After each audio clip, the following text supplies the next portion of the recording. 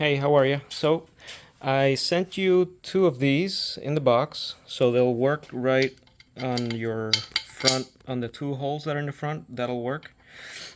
They're not gonna work on the back, so you'll need to get two studs out of your upper unit so that you can screw it in there.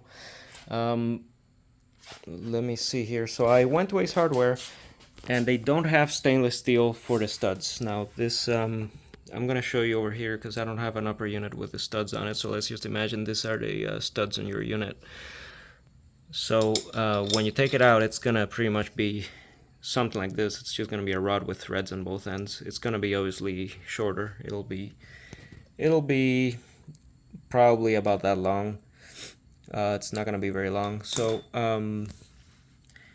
Ace Hardware has studs, but they're phosphate. They're black, and he said that they're not for marine applications. That stainless would be better, and I agree. If you're gonna be using the boat in freshwater, I think you can get them at Ace Hardware. Um, but if you're gonna be in salt water, I would recommend that you remove the studs out of your upper unit. So you'll want to see how there's not much. Depending on your corrosion, some of the studs might have like a white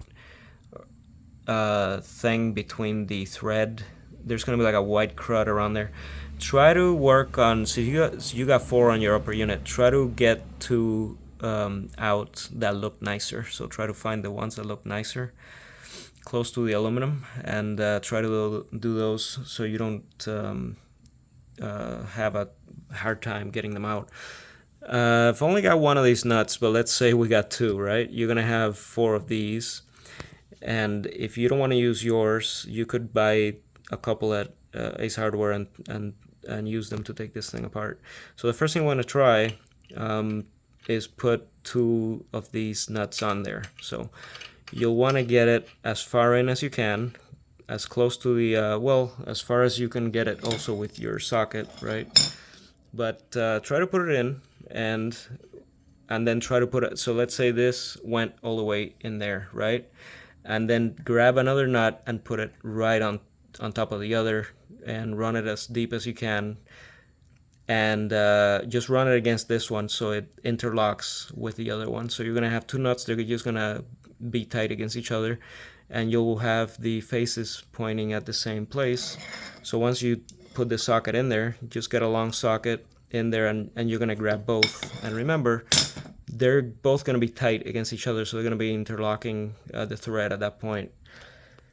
Once you get to that point, you'll wanna do this kind of movement with it. So first you'll need to break the it's gonna be a little stuck in the beginning, so you'll have to break it out of that position, and you don't want to just keep going with it like that. Even if it's loose, don't do that, because it might break off the stud in there. That's happened to me a couple of times, not with studs, but with if the unit has a lot of corrosion between and we really can't see it, but if it's really tight, it could break off. So you'll want to use this kind of motion. You'll want to go that way to break it off, then just go back a little, forward a little, and just keep going like that. So you'll be going back and forth, but your forward is always going to be a little bit longer than your back, and you'll feel that it's gonna let you work with it much easier. You'll feel like it slips better. If you just keep going one way, it's just gonna get tight and tight and tight, and that's not what we want. We just want to work it like that, and eventually it'll come out. Now, if you can't break it off from the initial position using the two nuts in there, if you can't get it to budge, don't over force it, because we don't want to break that thread. And luckily we got four of these nuts, so if your first try gets messed up, you could always redo it with the other two. But what we want to do, let's say this is too tight and you can't get it out, I would go straight for the fire. So you're just gonna get a torch, and you're gonna apply the heat right around here. I mean, you're gonna get, I don't want to waste my propane here, but you'll want to apply a torch as close as you can to the aluminum, not pointed at the aluminum, but close to the as close as you can to the aluminum so you get the metal real hot, the stainless steel.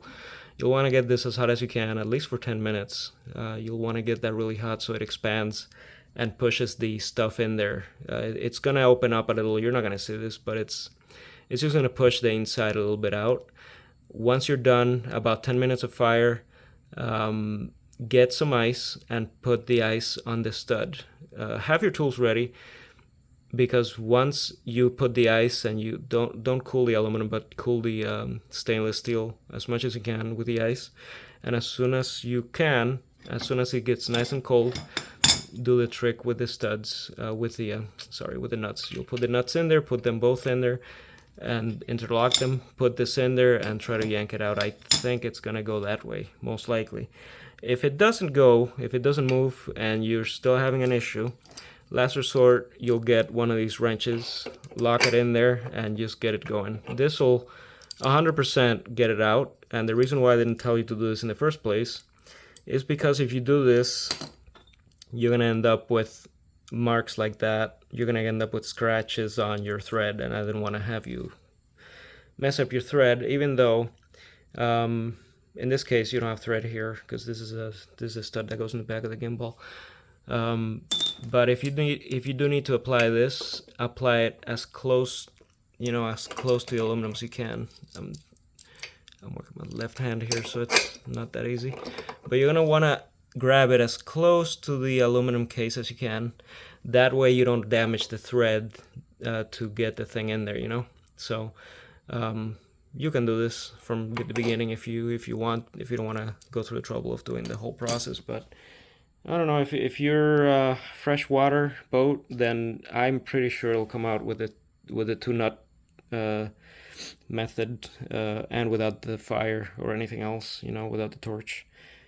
Either way, I put a slip inside the upper unit. If you would like to, you can give me a call or send me an email. But either way, if you're trying to get out on the water in the weekend, I don't want to have you have a hard time with this, you can feel free to give me a call. I work from home, so it's fine.